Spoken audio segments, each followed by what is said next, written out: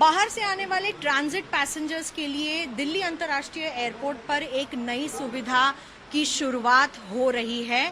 ये है एक RT-PCR कोविड टेस्टिंग लैब जो कि दिल्ली अंतर्राष्ट्रीय हवाई अड्डे पर बनाया गया है। जैसा कि आप देख सकते हैं यहाँ पर जैसे ही आप इंटरनेशनल फ्लाइट लेकर आएंगे, सबसे पहले आपका जो पासपोर्ट है वो आप दिल्ली के अथॉरिटीज को सबमिट करेंगे।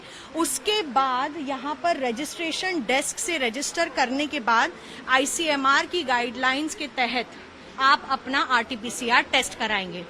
अगर ये सुविधा ना हो तो मैं आपको बता दूं कि ट्रांजिट पैसेंजर्स को कम से कम 7 दिन का इंस्टीट्यूशनल क्वारंटाइन करना पड़ता है और यहाँ आने से आप टेस्ट करवाएंगे तो दिल्ली एयरपोर्ट अथॉरिटी का कहना है कि आपका जो टेस्ट रिजल्ट है वो कम से कम 4 से 6 घंटे में आ जाएगा। यहाँ पर आप स्वॉब टेस्ट करवाएंगे। स्वॉब टेस्ट देने के बाद आपको एक स्लिप दी जाएगी और आपकी सीट नंबरिंग होगी। सीट नंबरिंग में आपको बताया जाएगा कि ये जो लाउंज एक्सेस एरिया है, जिस वक्त अभी मैं यहाँ चल के जा रही हूँ, लाउंज एक्सेस एरिया से चलते हुए हम लाउंज एंटर करेंगे। जैसा कि आप देख सकते हैं कि यहाँ पे काफ़ी सैंपल स्वॉब टेकिंग सेंटर्स बनाए गए हैं ताकि भीड़ ना लगे आने वाले पैसेंजर्स की। और फिलहाल ये है RT-PCR कोविड-19 टेस्टिंग लाउंज। तो आइए यहाँ देखते हैं कि किस तरीके से लगातार सैनिटाइजेशन, साफ सफाई यहाँ पर हो रही है अभी भी। और ये जो लाउंज है, यहाँ पर दिल्ली एयरपोर्ट अथॉरिटीज़ ने आपके लिए रुकने का हर चीज़ का बंदोबस्त किया है। यहाँ पे सहूलियतें भी मिलेंगी आपको और जिस तरीके से ये लाउंज बनाया गया है, हर सीट पर एक नंबर होगा। तो यहाँ आप देख सकते हैं कि PPE किट पहनकर खड़े हैं ऑफिशियल्स आपकी सहायता करने के लिए। यहाँ पर आगे आके स्लीपिंग पॉड आपको दिखाई देंगे जहाँ पर पैसेंजर्स अपने दिए हुए नंबर के हिसाब से बैठ सकते हैं, सो सकते हैं। इससे आगे अगर मैं आपको दिखाऊं तो अगर आपके पास सामान है तो आपका जो लगेज है वो आप यहाँ पर रख सकते हैं। इस जगह में आपका सामान और लगेज रखा जाएगा।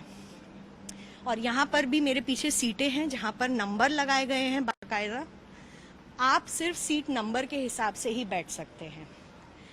मैं आपको ये भी बता दूं कि टेस्ट करते समय आपको रजिस्ट्रेशन पर टेस्ट के पैसे देने होंगे 2400 रुपये और लाउंज एक्सेस मिलाकर 5000 रुपये तक आपको भरने पड़ेंगे रजिस्ट्रेशन करते समय।